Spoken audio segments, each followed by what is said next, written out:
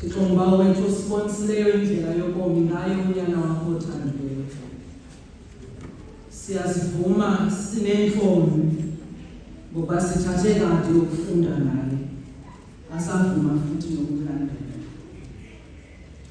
Wena uthethile wabiza kodwa thina sisabelanga. Ubuhle bakho bukhilile kuthi kodwa thina sakhetha ungaboni.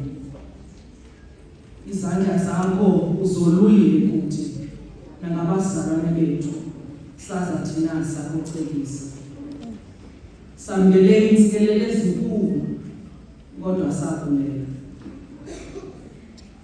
Asilufanelanga uthando lwakho lungaguquki.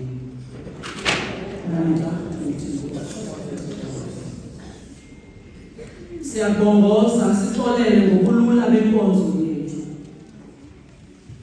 Thixo siyabongoza Nkosi, xolele ngokulula benkonzo yethu.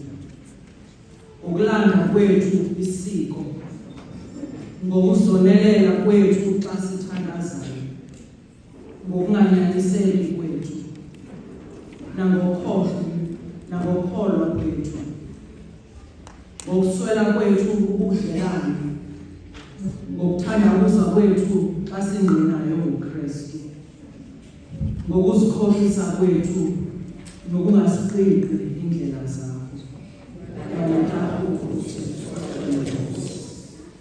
Sixolele ngoba silichithile ixesha lethu safeketha ngeziphiwo zethu. Sixolele ngoba sizithethelele sapha senze okubi, mhlawumbi asazifeza imfanelo zethu. Sixolele Nkosi ngoba singavumanga ukoyisa okubi ngokulungileyo. Sivumele Nkosi ngokukhetha ungoyisi okubi ngokulungileyo nangokuhlehla kwethu enkosini yakho. Sixolele ngoba uthando lwakho lufikelele kancinane ngathi kwabanye abantu. Sizithwele ngokulula izixabaniso neentlungu zabanye abantu ingezizo zethu.